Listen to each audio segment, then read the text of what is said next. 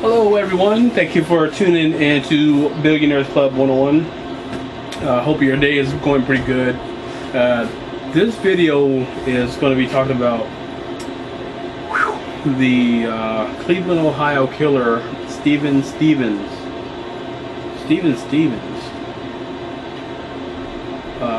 Don't want to make light of the situation. I actually saw Facebook. It's a Facebook live feed, Facebook post. Saw what it was. Just a senseless killing that happened. An innocent older gentleman who was just minding his business, you know.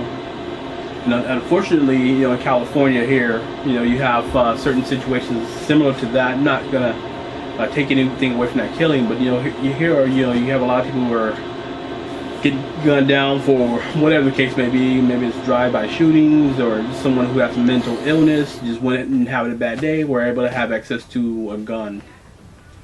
And I think the same situation with Mr. Stevens, and I'm calling him Mr. Stevens, giving this gentleman respect, but you know, part of his rants and the things that he was saying was just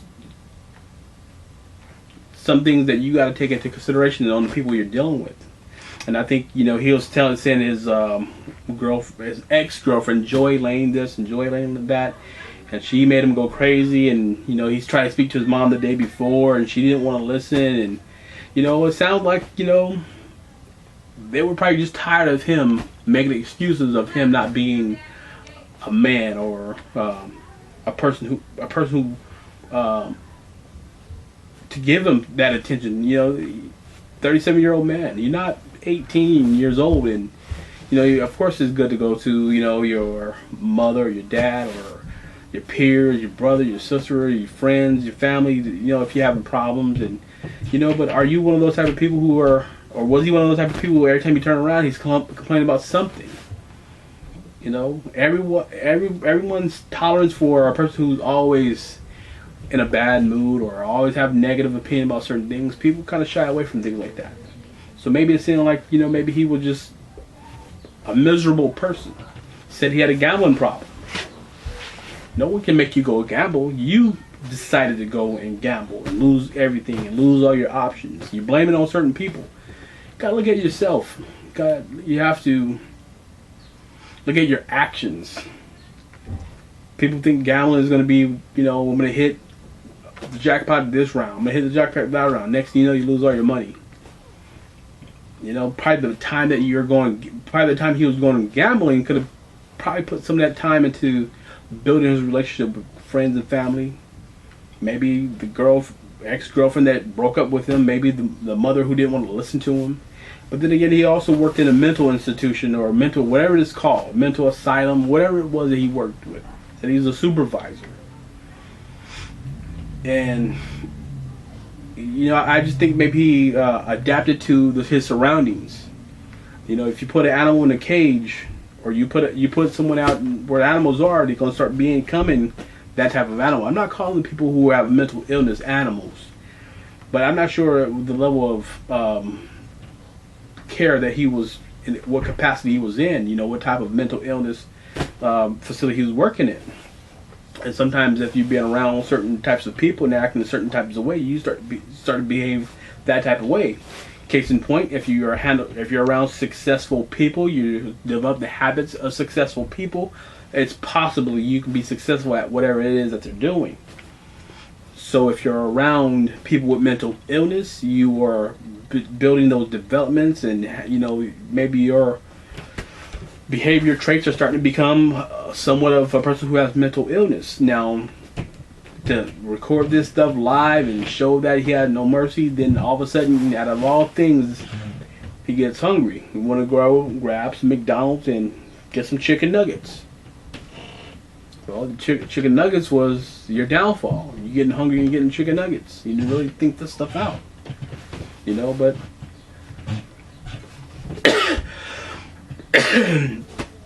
just, you know, I want to say this was a senseless killing.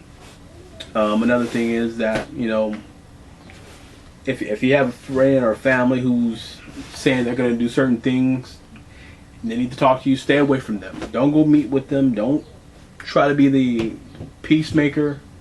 Call the police.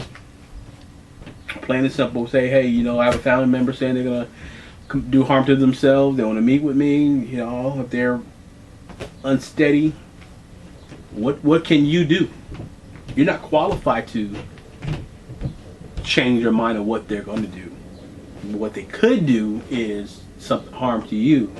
Get them the help they need. You're not a professional as far as helping your own family in these types of needs. Tell them, hey, you know what? Maybe you need to go see a counselor. Maybe you need to go talk to a doctor. Maybe you need to see a psychiatrist, psychologist, whatever it is. Allow them to go seek that help. Provide them with an 800 number. Call the police. Hey, I'm concerned about my whomever, friend, family, whatever they are to you. Hey, I have concerns about them. This is their phone number. They wanting to meet with me. I have a little bit of fear. It's okay to have fear with people that you seem unsteady. This guy was very unsteady. What was going to happen if he see his ex-girlfriend, or maybe she's walking out of her house and had another gentleman with her? What could have happened? Don't be the peacemaker on everybody's situation. The life is too short to try to figure out other people's problems. It's good to have an open ear every now and then, but when it's starting to become over and over and over again, hey, you know what? Go get some friends. Go get a hobby. Move out. Move to a different town. Move to a different state. This something's just not working for you here. His mother's probably say you're 37 years old and you come to me about what? Every time she turns around, he's making some type of complaint about something. But he did himself the right way. I don't believe in committing suicide, but for him, hey, that's probably what you needed. I would like to see him go to jail. That's what I would like to see. Be in a maximum security facility. And people go to prison all the time, so if someone says, oh, it's taxpayer dollars this, taxpayer dollars that. But at the same time, you know what? I prefer him to spend his life in a small cell thinking about what he did instead of just getting off easy like that. That's my opinion. Thank you for tuning in to Billionaires Club 101. We just want to say, hey, we give prayers to the family. Nothing can bring back your family member, and it's just a sad event that happened. But definitely want to just say, think about all the members that you guys had. It's going to be hard for you guys to recover. It's just something that just shouldn't have happened. All right, you guys have a great day. Bye.